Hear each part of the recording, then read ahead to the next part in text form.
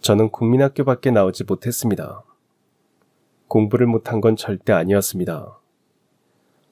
오히려 학교에 다닐 때는 반에서 늘 1등을 했고, 담임 선생님께서는 순덕이는 중학교에 가면 반드시 장학금을 받을 거야 라며 제 머리를 쓰다듬어 주실 정도였습니다.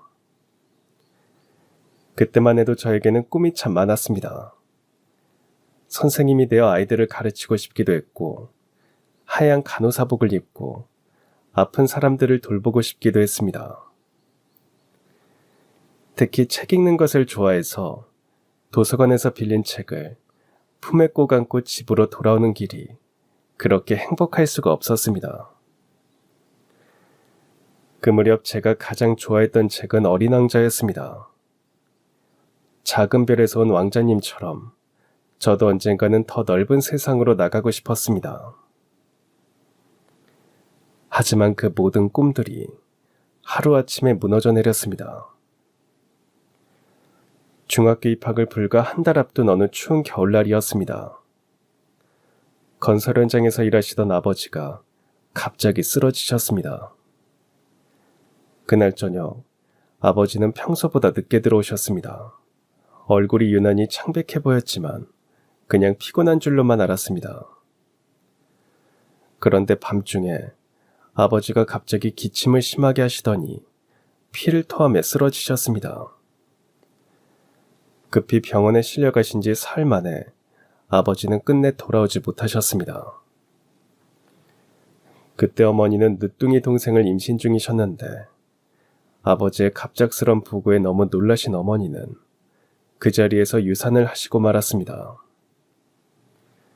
그 후로 어머니는 산후병으로 몇 달간 일어나지도 못하셨습니다.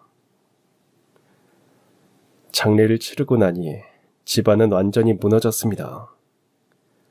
장례비와 병원비로 빚만 잔뜩 남았고 당장 내일 먹을 쌀도 없는 형편이 되었습니다. 마을 사람들은 혀를 끌끌 차며 안타까워했지만 그뿐이었습니다. 결국 누군가는 생계를 책임져야 했고 그 무거운 짐은 12살인 제게 떨어졌습니다. 그렇게 저는 교복 대신 앞치마를 두르고 시장으로 나가야 했습니다. 새벽 5시, 아직 캄캄한 골목길을 걸어 국밥집으로 향하는 길은 늘 적막하고 무서웠습니다. 다른 친구들이 따뜻한 이불 속에서 자고 있을 시간에 저는 찬물에 손을 담가 설거지를 시작해야 했습니다. 국밥집 사장 아주머니는 처음엔 제가 너무 어려서 걱정하셨습니다. 아유, 너같이 어린애가 뭘 할 수 있겠니? 그냥 집에서 공부나 해라. 저 정말 열심히 할게요. 제발 일 시켜주세요. 그럼 설거지부터 해봐라. 하지만 다치면 안 된다, 응? 그렇게 시작된 제 첫 번째 일자리였습니다. 손은 물에 불어 쭈글쭈글해졌고 겨울이면 손등이 터져 피가 났지만 멈출 수 없었습니다. 그 일로 번 돈이 우리 가족의 유일한 생계비였으니까요. 오후에는 반찬 가게에서 배달 일을 했습니다. 무거운 반찬통을 들고 동네 곳곳을 돌아다니며 하루에 몇십 집을 다녔습니다. 가끔 교복 입은 친구들과 마주칠 때가 있었습니다. 그럴 때면 반찬통을 들고 가는 저를 보며 수근거리는 소리가 들렸습니다. 쟤 순덕이 아냐? 순덕이 학교 안 다녀? 아버지 돌아가시고 집이 어려워서 일한다던데. 엄마도 몸져 누워 계신다더라고. 아, 불쌍해. 국민학교를 같이 다녔던 친구들의 그런 시선들이 가슴을 찔렀지만 외면하고 걸음을 재촉할 수밖에 없었습니다. 병든 엄마와 살아가기 위해서는 일을 그만둘 수는 없었으니까요. 하루는 배달을 하다가 국민학교 때 친했던 동창 선미를 만났습니다. 선미는 새 교복을 말끔히 차려입고 친구들과 함께 길을 걸어오고 있었습니다. 저는 무거운 반찬통 때문에 허리가 굽어진 채 걸음을 재촉하고 있었는데 선미가 저를 알아보고 다가왔습니다. 순덕아, 여기서 뭐해? 배달일 하고 있어. 선미의 친구들이 호기심 어린 눈으로 저를 바라보며 속닥거렸습니다. 선미야, 쟤 너 친구야? 쟤 요즘 반찬 가게에서 일한다며. 중학교도 못 간다고 하던데. 선미가 당황한 표정으로 말했습니다. 순덕이가 원래 공부를 잘했는데 집안 형편 때문에 어쩔 수 없어서 그런 거야. 순덕아, 그래도 가끔은 학교에 와서 친구들이랑 놀면 안 돼? 엄마가 편찮으셔서 내가 돈을 벌어야 해. 그들은 저를 불쌍한 눈으로 바라보며 동정 섞인 말들을 했습니다. 화나기보다는 창피했습니다. 그래도 당당하게 말하고 싶었습니다. 나는 괜찮아. 일하는 것도 나쁘지 않아. 하지만 그렇게 말하면서도 속으로는 눈물이 났습니다. 친구들이 새 교과서와 새 가방을 들고 웃으며 이야기하는 모습이 그렇게 부러울 수가 없었습니다. 하지만 울 수는 없었습니다. 집에 가서 어머니께 밥을 해드려야 했고 내일도 또 일을 해야 했으니까요. 그렇게 저는 시장에서 학생이 아닌 막내 또는 애기라고 불리며 살아갔습니다. 가끔 시장 상인들이 제게 사탕이나 과자를 주시며 공부는 언제 할 거냐고, 그래도 중학교는 졸업해야 하지 않겠냐고 물으실 때면 저는 그냥 웃으며 나중에 하겠다고 대답했습니다. 하지만 마음속으로는 그 나중에가 언제 올지 알 수 없었습니다. 그렇게 병든 어머니를 모시고 빚을 갚으며 살아가던 중 23이 되었을 때 운명적인 만남을 갖게 되었습니다. 저처럼 배운 것도 가진 것도 없지만 마음만은 따뜻한 남자를 만나게 된 것입니다. 그는 공장에 자재를 납품하는 일을 했습니다. 제가 반찬 가게에서 그 공장으로 도시락을 배달하면서 처음 만났습니다. 처음에는 그냥 인사만 주고받는 사이였습니다. 그런데 어느 날부터 그가 제가 무거운 상자를 들고 있으면 먼저 다가와 들어주기 시작했습니다. 이렇게 무거운 걸 어떻게 혼자 드세요? 제가 도와드릴게요. 그의 목소리에는 진심 어린 걱정이 담겨 있었습니다. 그런 걱정의 목소리를 들어본 지가 언제였는지 마음 한편이 따뜻해지는 것을 느꼈습니다. 그리고 어느 날 그가 용기를 내어 말을 걸어왔습니다. 순덕 씨, 혹시 시간 되시면 커피라도 한잔 하실래요? 처음에는 망설였습니다. 저 같은 사람이 그런 호의를 받아도 되는 건지 확신이 서지 않았거든요. 하지만 그의 진실한 눈빛을 보니 마음이 움직였습니다. 그렇게 시작된 우리의 만남. 카페에 앉아 처음으로 제대로 된 대화를 나누었습니다. 저도 중학교만 겨우 마쳤어요. 어려운 형편에서 자랐거든요. 그래서 순덕 씨 마음을 조금이나마 이해할 수 있을 것 같아요.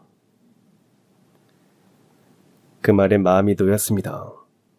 저만 그런 게 아니었구나 하는 안도감과 함께 이 사람이라면 저를 이해해 줄 수 있을 것 같다는 믿음이 생겼습니다. 배우지 못한 게 죄는 아니에요. 순덕 씨 같은 분이 진짜 귀한 사람이에요. 마음이 착하고 성실한 분이잖아요. 그 말에 저는 처음으로 제 자신을 조금씩 돌아보게 되었습니다. 누군가 저를 그렇게 봐주는 사람이 있다는 게 신기했습니다. 지금까지 저는 늘 부족한 사람, 불쌍한 사람으로만 여겨져 왔는데 처음으로 누군가가 제 진짜 모습을 봐주는 것 같았습니다. 1년여를 알고 지낸 뒤 그가 청혼했습니다. 그날도 평소처럼 도시락을 배달하고 돌아오는 길이었습니다. 그가 제 앞을 막아서며 한 손에는 작은 꽃다발을, 다른 한 손에는 반지를 들고 있었습니다. 순덕 씨, 저와 결혼해 주세요. 풍족하지는 않아도 평생 소중히 대하고 사랑할게요. 저는 부족한 게 많은 사람인데 배운 것도 없고 가진 것도 없어요. 그런 말씀 마세요. 제가 순덕 씨를 좋아하는 건 순덕 씨가 순덕 씨이기 때문이에요. 학벌이나 재산 같은 건 중요하지 않아요. 그의 말에 가슴이 뭉클했습니다. 평생 누군가에게 그렇게 소중한 존재로 여겨져 본 적이 없었는데 이 사람은 저를 있는 그대로 사랑해주겠다고 했습니다. 우리는 조촐하게 결혼식을 올렸습니다. 화려한 웨딩드레스나 큰 필요에는 없었지만 새로운 출발을 다짐했습니다. 신혼집은 작은 전셋집이었고 중고 가구 몇 개와 허니불이 전부였지만 저는 그 소박한 일상에 감사하며 살았습니다. 남편은 새벽부터 밤늦게까지 일했고 저 역시 결혼 후에도 식당에서 계속 일했습니다. 하지만 이제는 혼자가 아니었습니다. 힘든 하루를 마치고 집에 들어오면 따뜻한 밥과 함께 기다려주는 사람이 있다는 것만으로도 행복했습니다. 우리는 아이가 생기면 꼭 대학까지 보내자며 우리가 하지 못했던 공부를 아이만큼은 마음껏 하게 해주자고 다짐했습니다. 그래서 결혼 첫날부터 아이를 위한 적금을 넣기 시작했습니다. 비록 한 달에 10,000원, 20,000원이었지만 그것이 우리 아이의 미래를 위한 소중한 밑거름이 될 것이라 믿었습니다. 결혼 2년 만에 딸 세연이가 태어났습니다. 작고 연약한 아이를 품에 안고 저는 굳게 다짐했습니다. 이 아이만큼은 절대로 나처럼 살게 두지 않겠다고. 세연이는 정말 예쁜 아이였습니다. 작은 손가락으로 제 손을 꼭 잡고 있는 모습을 보면 세상 그 무엇도 두렵지 않을 것 같았습니다. 남편도 딸 바보가 되어 퇴근하면 세연이만 찾았습니다. 아직 말도 못하는 세연이에게 매일 이야기를 걸고 잠자리에서는 동화책을 읽어주었습니다.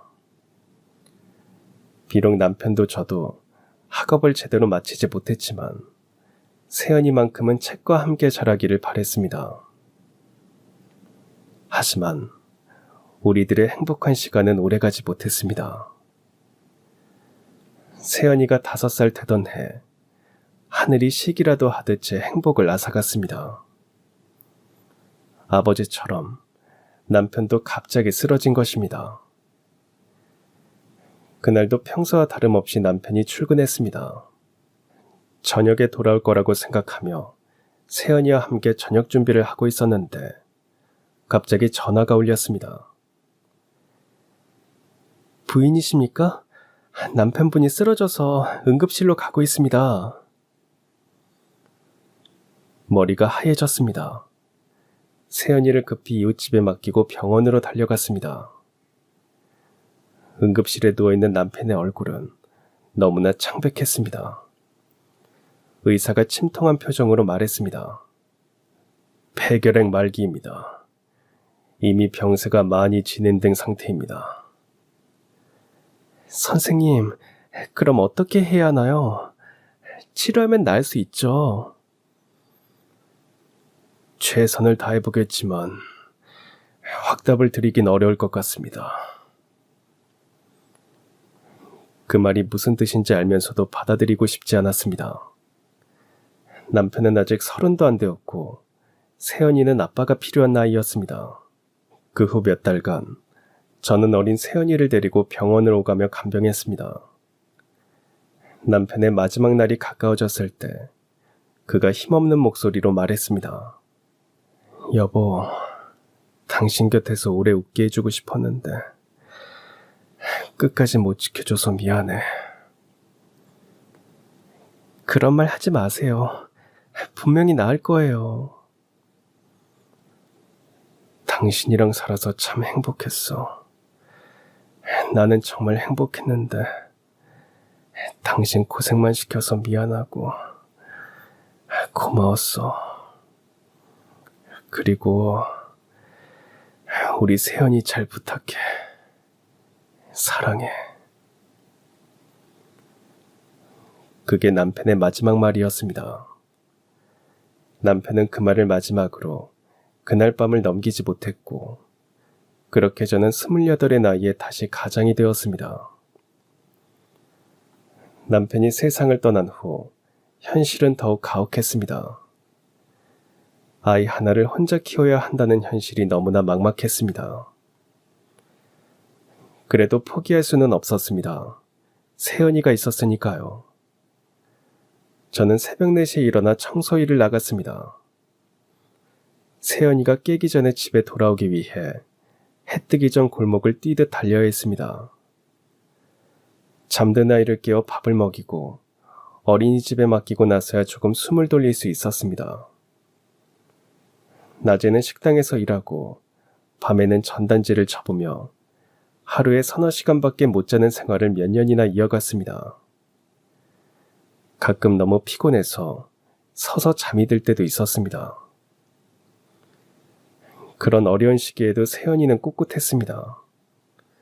다른 아이들처럼 엄마에게 장난감을 사달라거나 예쁜 옷을 입고 싶다는 투정 한 번을 부리지 않았습니다. 엄마, 나는 괜찮아. 엄마가 사준 이 옷도 좋고 유치원에 가면 장난감 많아. 거기서 가지고 놀면 돼. 이런 말을 하는 세연이를 보면 기특하면서도 마음이 아팠습니다. 어렵게 키우지 않겠다고 다짐했던 아이를 결국 저처럼 어려운 환경에서 키우고 말았습니다. 그게 늘 가슴에 걸렸습니다. 초등학교에 입학한 세연이는 정말 모범생이었습니다. 숙제도 스스로 하고 준비물도 제때 챙겼습니다. 학급 임원도 도맡아 하며 성적은 늘 상위권을 유지했습니다. 선생님들도 세연이를 매우 좋아하셨습니다. 그러던 어느 날 세연이가 누군가와 싸운 것처럼 엉망진창이 된 채 집에 들어왔습니다. 평소 밝은 표정의 세연이와는 너무 다른 모습이었습니다. 세연아, 왜 그래? 무슨 일 있었어? 친구들이 자꾸 놀려서 싸웠어. 난 아빠도 없고 엄마는 맨날 일만 한다고.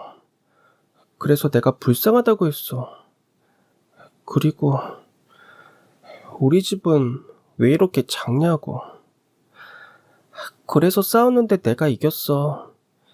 하지만 친구랑 싸운 건 나쁜 거니까 내일 학교 가서 사과하고 사이좋게 지낼게.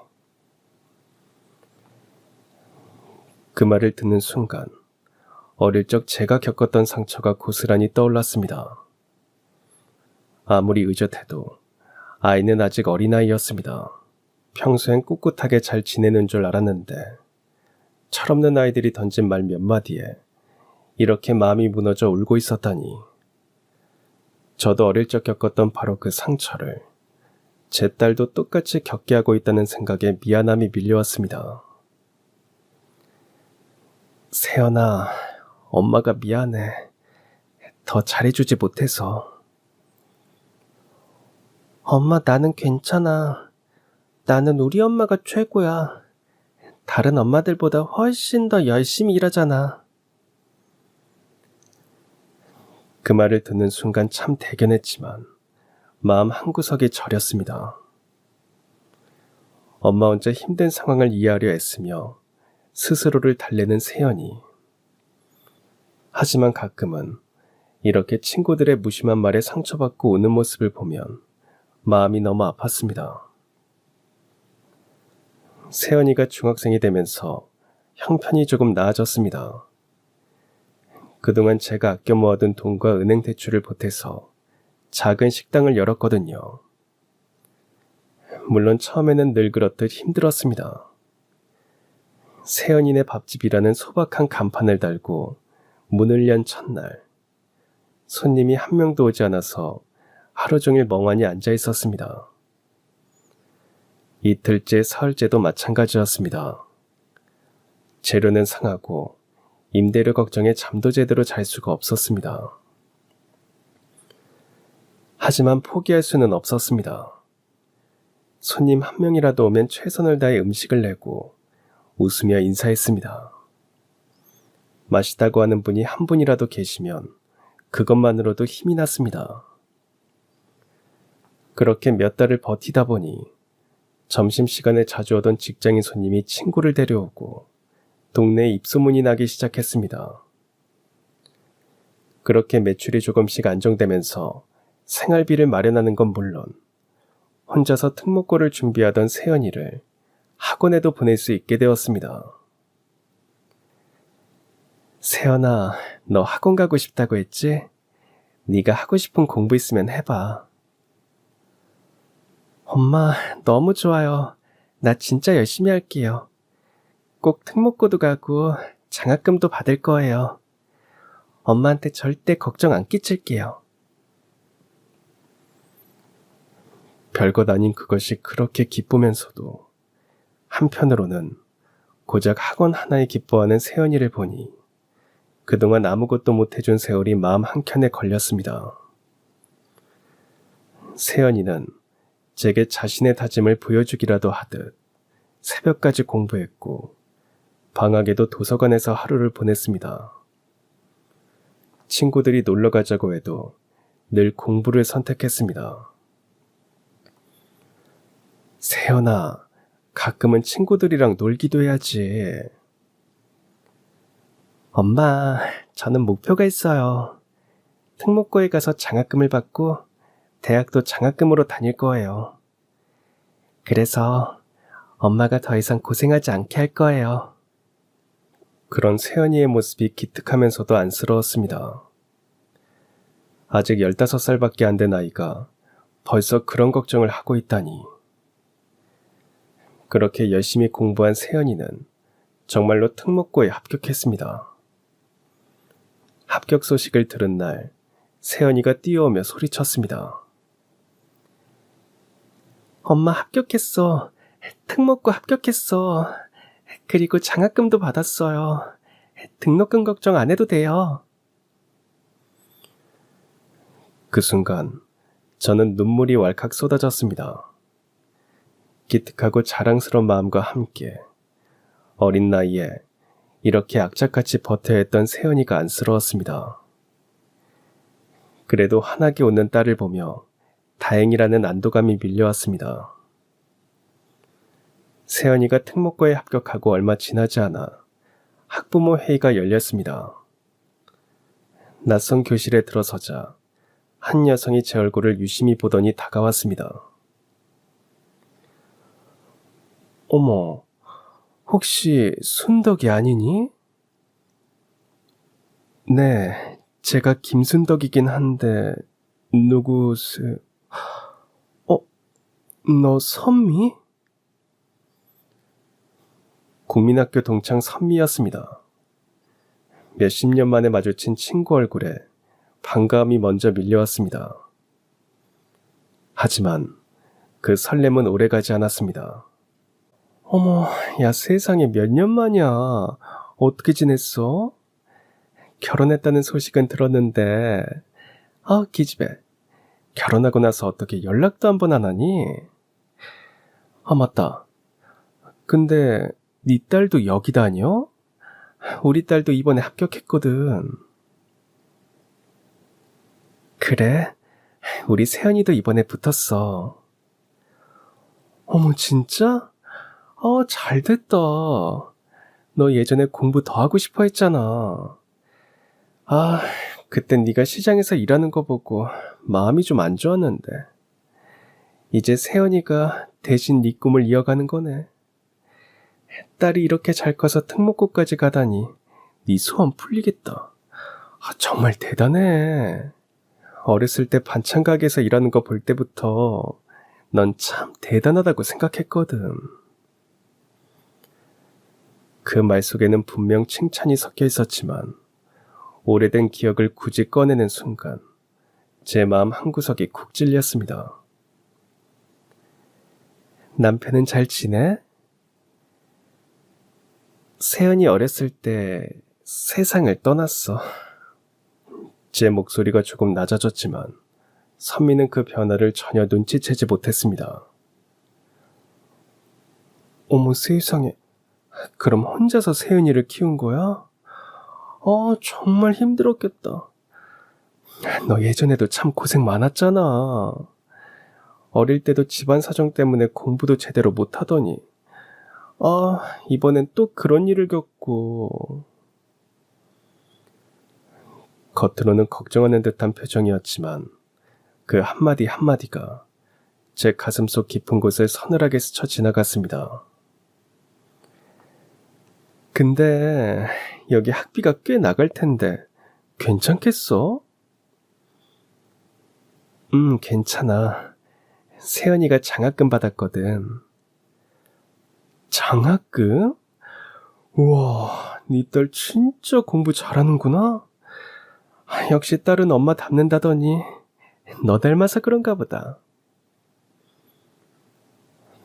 저는 웃으며 대답했지만 속이 조금 쓰렸습니다. 그녀는 마치 저를 걱정하는 듯 보였지만 우리 집 사정을 너무나 자연스럽게 입 밖에 꺼내는 그 모습이 오래도록 기억에 남았습니다. 특목고에 진학한 뒤에도 세연이는 한결같이 악착같이 공부했습니다. 아침 일찍 등교해 밤늦게 돌아오고 주말에도 교과서를 놓는 일이 없었습니다. 덕분에 세연이는 특목고에 입학한 뒤에도 좋은 성적을 유지할 수 있었습니다. 그래서였을까요? 가끔 선미가 전화를 걸어왔습니다. 세연이 이번에 전국 모의고사에서도 상위권이라며? 역시 피는 못 속인다니까. 너 예전에도 똑똑했잖아. 저는 그럴 때마다 웃으며 그냥 아이가 열심히 하는 거지라고 넘겼습니다. 선미는 처음엔 아이 성적 이야기를 하다가도 슬쩍 이런저런 질문을 던졌습니다. 혹시 세연이 방학 때 영어 캠프 같은 데 보내? 우리 딸도 보내볼까 해서 물어보는 거야. 그렇게 우리는 가끔 연락하며 아이들 이야기를 나눴지만 저는 여전히 그녀의 말 속에서 묘하게 섞인 호기심과 비교 심리를 느끼곤 했습니다. 그래도 오랜 인연이기에 그 거리를 적당히 유지한 채 연락을 이어갔습니다. 그리고 마침내 고등학교 3학년 겨울, 세연이가 숨을 고르듯 조심스럽게 제 앞에 합격증을 내밀었습니다. 엄마, 저 서울대 법대 합격했어요.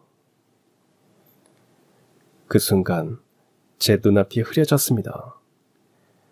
가난한 집안 사정에 아버지 없이도 꿋꿋하게 자라준 세연이가 고마워서, 그리고 이 소식을 하늘나라에 있는 남편에게 전해줄 수 없다는 생각에 가슴이 저렸습니다. 여보, 우리 세연이가 해냈어요.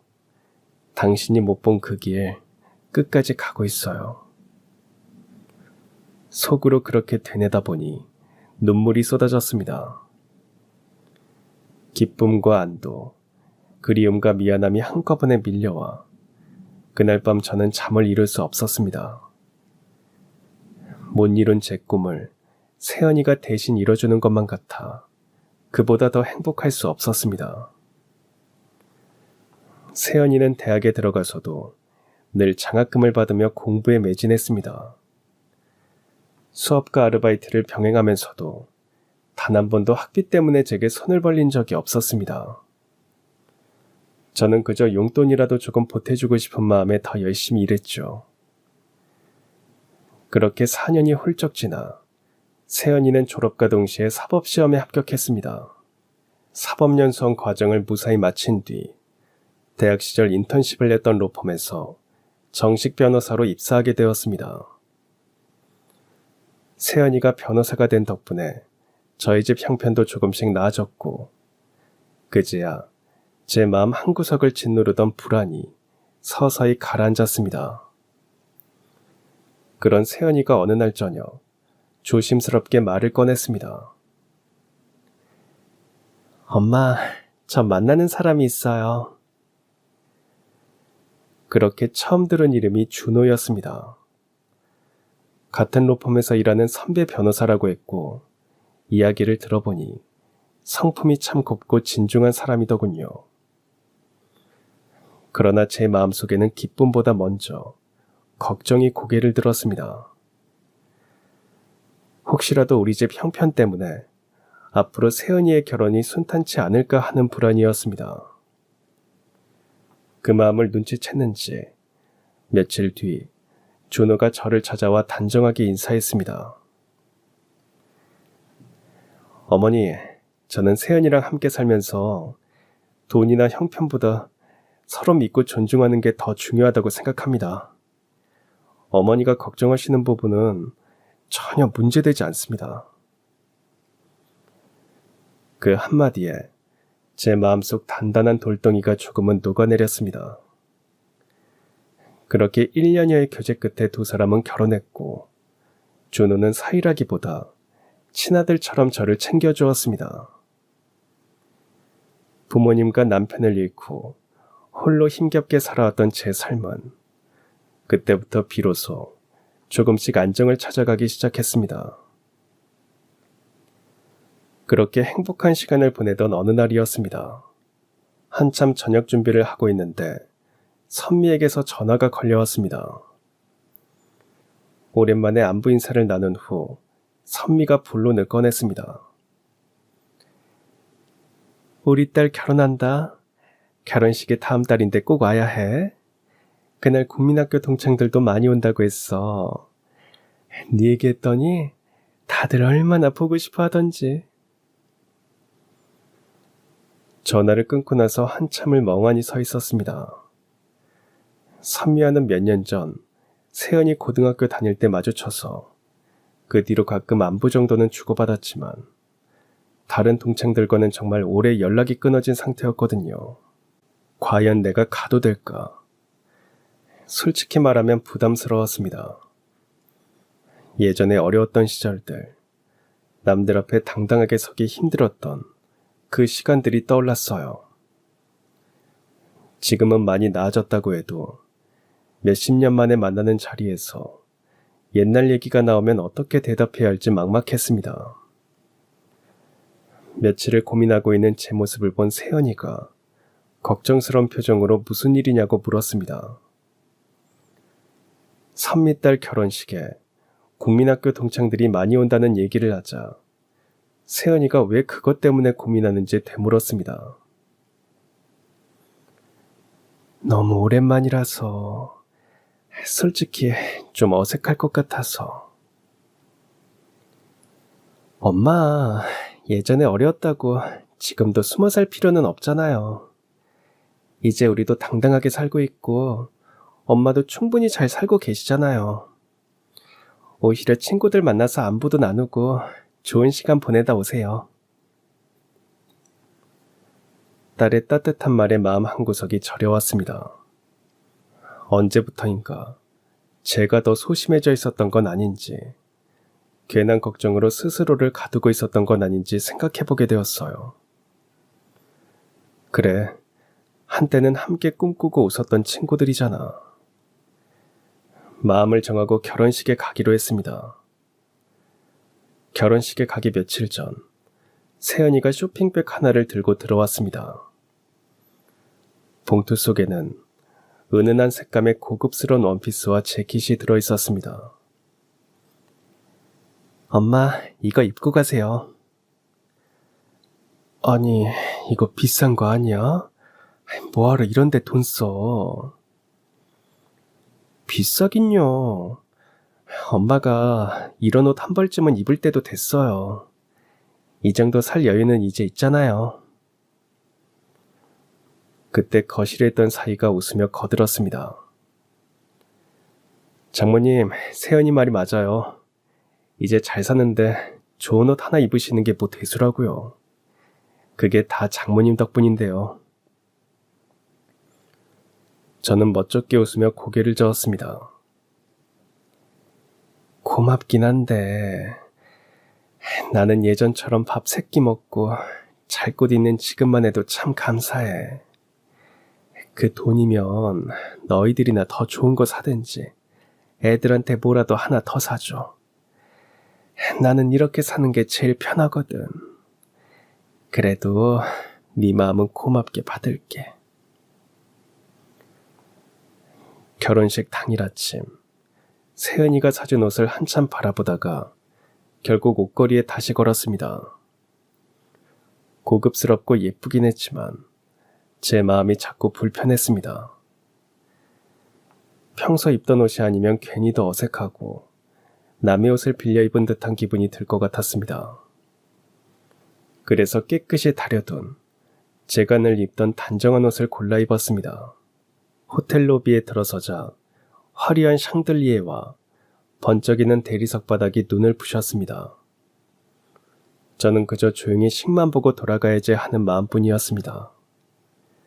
그런데 이미 모여있던 동창 몇 명이 저를 발견하자 서로 눈짓을 주고받으며 비웃는 소리가 귀에 들어왔습니다. 겉으로는 웃는 얼굴이었지만 그 비웃음들이 얼마나 비열한지 다 보였습니다. 그들은 여전히 예전 시장에서 허겁지겁 집 나르던 저를 떠올리며 흥미거리처럼 수근거렸습니다. 그때 결혼식 혼주인 선미가 환하게 웃으며 다가왔습니다. 어머, 순덕이 왔네. 호텔 결혼식은 처음이지? 이럴 때 한번 와보는 것도 좋은 거야. 내 덕에 호텔 구경도 하고 말이야. 우리 사위가 여기 호텔리어거든. 오늘 식사는 스테이크야. 먹어본 적 있지? 말투는 마치 반갑고 챙겨주는 듯 했지만 속엔 묘한 조롱이 배어 있었습니다. 어려서부터 제 형편을 훤히 아는 선미는 일부러 동창들 앞에서 저를 떠올리게 하는 말만 골라 했습니다. 겉으로는 환하게 웃었지만 저를 그 옛날 자리 그대로 묶어두고 싶어하는 속내가 훤히 비쳤습니다. 그게 더 씁쓸했습니다.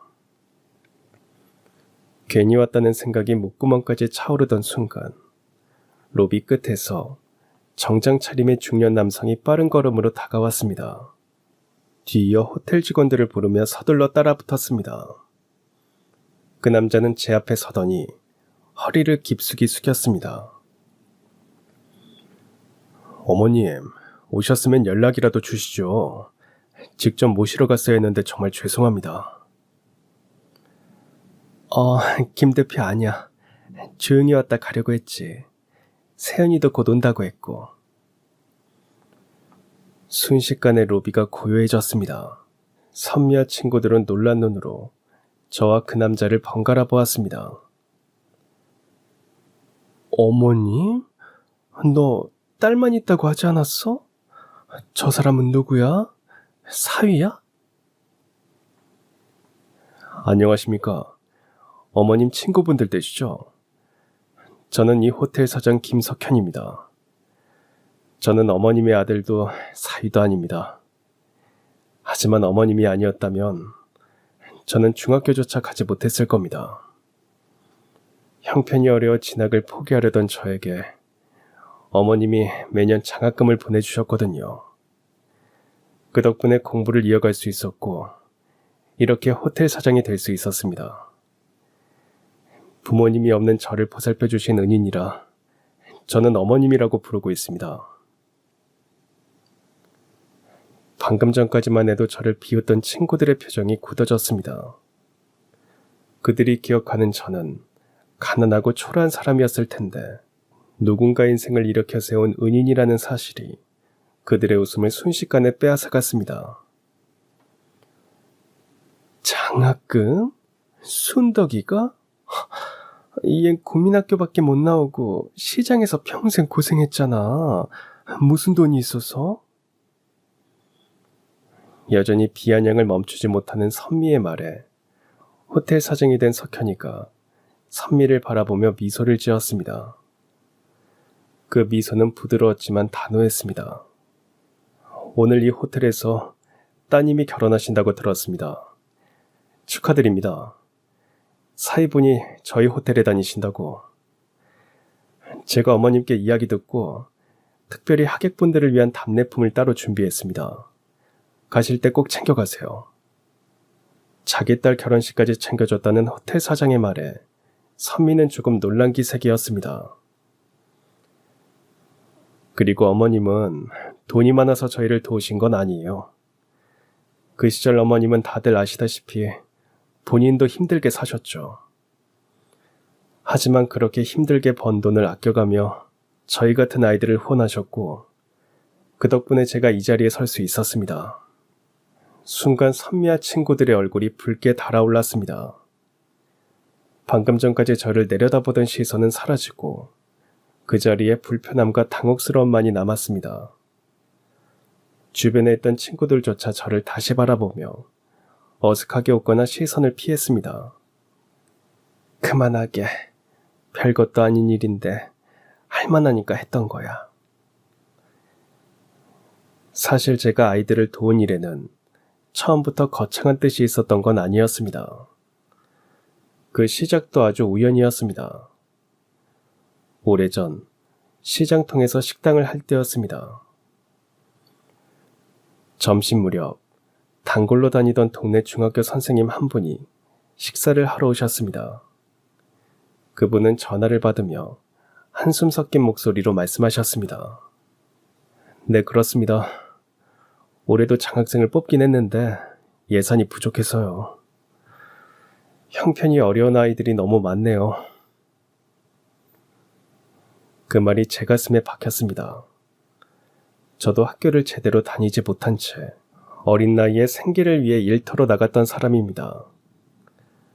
꿈을 접어야 했던 그 시절의 제 모습이 형편 때문에 공부를 포기하게 될 아이들의 모습과 겹쳐 보였습니다. 그날부터 저는 생활비를 쥐어짜듯 아끼기 시작했습니다. 그리고 작은 봉투에 돈을 넣어 중학교 교무실을 찾아갔습니다. 선생님, 얼마 안 되지만 형편이 어려운 아이들한테 이거 좀 써주세요. 처음엔 얼마 되지 않는 돈으로 시작했습니다. 저 역시 빠듯하게 살아가는 데다가 세연이도 있어서 누군가를 돕는다는 건 쉽지 않았거든요. 하지만 한 아이가 꿈을 포기하지 않게 하자는 마음이 발목을 붙잡았습니다. 그렇게 해마다 돈이 조금씩 모일 때마다 교무실 문을 두드렸습니다. 세월이 흘러 제 삶이 조금 나아지고 세연이가 자립한 뒤에는 금액을 늘렸습니다. 그 일이 어느새 30년 넘게 이어졌습니다. 그동안 제가 도운 아이가 30명이 넘습니다. 그 아이들 중엔 지금 의사가 된 아이도 있고 교사가 된 아이도 있고 자신만의 사업을 일구어 성공한 사업가도 있습니다. 오늘 어머니가 오랜만에 서울에 오신다는 소식을 듣고 다들 모여 있습니다. 여기 레스토랑에 예약해뒀으니 결혼식 끝나면 저랑 함께 가세요. 김 교수랑 이 원장, 박 대표도 와 있어요. 오랜만에 어머님 본다고 다들 들떠 있습니다. 순간 친구들의 얼굴이 굳어졌습니다. 가난뱅이라고 놀리던 제 주변에 그런 사람들이 있다는 것에 놀란 것 같았습니다. 친구들이 제 이야기에 눈이 휘둥그레져 말도 잇지 못하고 있던 순간 로비 밖에서 번쩍이는 검은색 고급 승용차 한 대가 미끄러지듯 들어왔습니다. 문이 열리자 세연이와 사이 준호가 환하게 웃으며 내렸습니다. 저 사람 그 유명 로펌 대표 아니야? 뉴스에서 봤는데? 순덕아, 설마 네 딸이 결혼한 사람이 그 로펌 대표라는 거야? 그래, 우리 사위야. 그들의 표정이 순식간에 얼어붙었습니다. 그때 세연이가 제게 다가와 팔을 살짝 걸었습니다. 엄마, 왜 밖에 나와 있어요? 늦어서 죄송해요. 뒤이어 단정한 양복 차림의 준호가 다가왔습니다. 장모님 친구분들이시죠? 안녕하세요. 처음 뵙겠습니다. 저는 세연이 남편 김준호입니다. 준호가 허리를 숙여 정중하게 인사하자 친구들은 순간 대답조차 잊은 채 서로 얼굴만 쳐다봤습니다. 그들의 시선은 준호의 깔끔한 맞춤 수트와 고급스런 시계를 스치고 다시 세연이에게로 옮겨갔습니다. 예전 시장에서 뛰어다니던 제 딸이 이제는 당당하게 로펌 대표의 아내로 서 있는 모습이 믿기지 않는 듯 했습니다. 그들의 얼굴에 연거푸 당황과 허탈이 번졌습니다. 자신의 사이가 호텔리어라고 자랑하던 선미의 얼굴도 창백해져 있었습니다. 저는 세연과 준호, 그리고 호텔 사장과 함께 안으로 걸음을 옮겼습니다. 우리 셋이 나란히 걸어가는 모습이 로비의 대리석 바닥에 반듯하게 비쳤고 그 장면을 친구들은 그저 멍하니 바라볼 뿐이었습니다. 등 뒤로 느껴지는 친구들의 시선이 있었지만 이상하게도 이제는 아무렇지 않았습니다. 결혼식 내내 친구들의 시선이 여러 번 스쳤지만 저는 개의치 않았습니다. 그 시선 속에 담긴 의미를 굳이 헤아릴 필요도 없었으니까요. 오히려 그들의 흘깃거림이 제 지난 시간을 부정하는 것이 아니라 제가 걸어온 길을 묵묵히 증명해주는 듯 느껴졌습니다. 그저 미소를 머금고 자리에 앉아 있었습니다. 선미가 먹을 줄 아냐고 물어봤던 스테이크도 맛있게 먹었습니다. 저는 말없이도 그 순간의 공기는 충분히 제 편이었으니까요. 결혼식이 끝나고 식장 앞을 나서자 몇 사람이 기다렸다는 듯 제 앞으로 성큼 다가왔습니다. 그들은 서로 제 손을 잡고 안부를 묻고 제 주변에 자연스럽게 원을 이루었습니다. 그 순간 식장 앞 로비가 잠시 조용해졌다가 금세 작은 웅성거림이 일었습니다. 멀찍이 서 있던 선미와 친구들이 그 모습을 똑똑히 보고 있었습니다. 그들의 시선이 제 옆에 선 사람들의 고급스러운 옷차림과 단정한 태도를 훑다가 놀람으로 굳어졌습니다. 저기 그 유명한 교수 아니야? 저 남자는 병원 원장이라던데. 순덕이가 언제부터 저런 사람들이랑. 그들의 얼굴에 놀람과 당혹이 뒤섞였습니다. 예전처럼 저를 가볍게 대하던 눈빛에 흔들리더니 서로 눈치를 보며 뒷걸음질 쳤습니다. 아마도 지금 자기들이 보고 있는 장면이 믿기지 않았을 겁니다. 저는 그들을 향해 짧지만 우아하게 고개를 끄덕이며 미소 지었습니다. 그리고 제 양옆에서 서 있던 이들이 자연스럽게 제 팔을 잡았습니다. 호텔 사장이 나직하게 말했습니다. 어머니, 저희 호텔 레스토랑으로 가시죠. 준비해둔 자리가 있습니다. 저는 고개를 끄덕이며 성공한 제 아이들과 함께 식장을 벗어났습니다. 화려한 로비를 지나 레스토랑 쪽으로 향하는 제 뒷모습을 선미와 친구들이 그 자리에서 망연자실 바라보고 있었습니다. 그들의 얼굴에는 우리가 평생 얕잡아봤던 사람이 이런 사람이었단 말이야라는 혼란이 역력했습니다. 그 순간 저는 단 한마디 말도 하지 않았습니다. 말 대신 함께 걸어가는 발걸음과 품격 있는 미소가 모든 것을 대신했습니다. 그날의 공기는 묘하게 시원했고 마음속 깊이 오랫동안 쌓였던 응어리가 풀려나갔습니다. 자리를 옮겨 호텔 레스토랑 창가 자리에 앉아 그동안 미처 전하지 못했던 마음들이 하나둘 흘러나왔습니다. 그는 차분한 목소리로 자신이 이 자리까지 올 수 있었던 건 전적으로 제 덕분이라고 했습니다. 오랫동안 마음속에만 간직했던 말을 이제야 꺼낸 듯 표정이 한결 놓여 있었습니다. 다른 사람들은 고개를 돌렸을 때 어머님은 모르는 아이에게 손을 내밀어 주셨어요. 그는 잠시 말을 멈추더니 그 한 번의 손길이 자신의 인생을 완전히 바꿨다고 덧붙였습니다. 눈가가 살짝 젖어 있는 것이 보였습니다. 저도 마찬가지예요. 어머님 아니었다면 저는 지금 여기 없었을 겁니다. 그의 목소리에는 단단한 확신과 깊은 감사가 묻어 있었습니다. 잠시 고요가 흐른 뒤 호텔 사장이 잔을 내려놓으며 부드럽게 말을 꺼냈습니다. 어머님, 저희가 한 가지 상의드리고 싶은 게 있습니다. 우리 모두 어머님처럼 살고 싶습니다. 어머님의 뜻을 이어가고 싶어요. 그래서 뜻을 모았습니다. 장학재단을 만들려고 합니다. 김 교수는 제가 해온 일을 더 체계적으로 확립해서 더 많은 아이들에게 전하고 싶다고 했습니다. 이 원장은 이미 몇몇의 뜻을 모아 절차를 진행 중이라 덧붙였고, 박 대표는 초대이사장은 꼭 제가 맡아야 한다고 했습니다. 저는 얼른 손사래를 쳤습니다.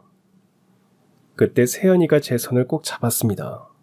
엄마가 해온 일이 얼마나 대단한지 지금 이 사람들이 보여주고 있잖아요. 엄마가 앞장서야 더 많은 사람이 함께 할 수 있어요. 그게 진짜 겸손이고 진짜 어른이에요. 장모님, 재단 일이라면 법적인 부분은 제가 맡겠습니다. 그들의 눈빛 속 진심이 전해졌습니다. 저는 잠시 숨을 고른 뒤 천천히 고개를 끄덕였습니다. 그렇게 순덕 장학재단이 세워졌고 저는 초대이사장으로 그 뜻을 이어가게 되었습니다. 그리고 결혼식이 끝나고 며칠 뒤 평소 연락 한 번 없던 친구들에게서 연락이 쏟아졌습니다. 순덕아, 그날은 잘 들어갔어? 오랜만에 봤는데 인사도 못했어. 밥 한 번 먹자. 우리 집에 소송이 좀 있는데 세연이 연락처 좀 알려줘.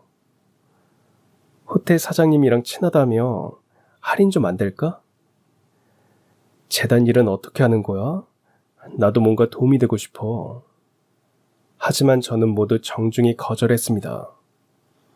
그들은 결국 제가 잘 되니까 다가온 것뿐이라는 걸 뼈저리게 깨달았습니다. 그날 이후로 선미와 친구들은 더 이상 연락하지 않았습니다. 그리고 설립된 재단 일을 하면서 저는 많은 것을 깨달았습니다. 제 작은 손길이 누군가 인생을 바꿀 수 있다는 것, 그리고 그 변화가 또 다른 변화를 만들어낸다는 것을 말입니다. 어느 날 세연이가 말했습니다. 엄마, 저는 엄마가 정말 자랑스러워요. 엄마가 해온 일들이요. 힘들 때 누군가를 돕는 건 어려운 일이잖아요. 장모님, 저도 장모님처럼 살고 싶어요. 어려운 사람들을 돕는 일에 동참하고 싶어요. 너희들도 이제 충분히 하고 있어. 세연이가 법무 상담으로 어려운 사람들 도와주고, 준호도 재단 일 도와주고. 그렇습니다. 세연이는 주말마다 무료 법무 상담을 해주고 있고, 사위도 재단의 법무이사로 활동하고 있습니다. 몇 년이 지나 재단은 더욱 성장했습니다. 후원자도 늘어나고 도움을 받는 아이들도 많아졌습니다. 그렇게 시간이 흘러 저는 이제 일흔이 되었습니다. 재단은 전국적으로 유명해졌고 수많은 아이들이 도움을 받고 있습니다. 그리고 그 아이들 중 많은 수가 다시 후원자가 되어 선순환을 이어가고 있습니다. 지금 저는 행복합니다. 배우지 못한 지난날이 부끄럽지 않습니다. 그 시간이 있었기에 진짜 삶의 가치를 배웠고 이제는 누군가의 희망이 될 수 있다는 걸 알게 되었으니까요. 가끔 옛날 일을 떠올리면 가슴이 아프기도 합니다. 하지만 후회하지는 않습니다. 그 모든 일들이 저를 지금의 제가 되게 해주었으니까요. 선미와 친구들은 아마 후회할 겁니다. 진짜 본물을 몰라본 어리석음을. 하지만 저는 그들을 원망하지 않습니다. 그 덕분에 진정한 인연이 누구인지를 알게 되었으니까요. 그럼 지금까지 사연 들어주셔서 감사합니다. 사연이 재밌으셨다면 구독과 좋아요 부탁드려요. 감사합니다. 안녕히 계세요.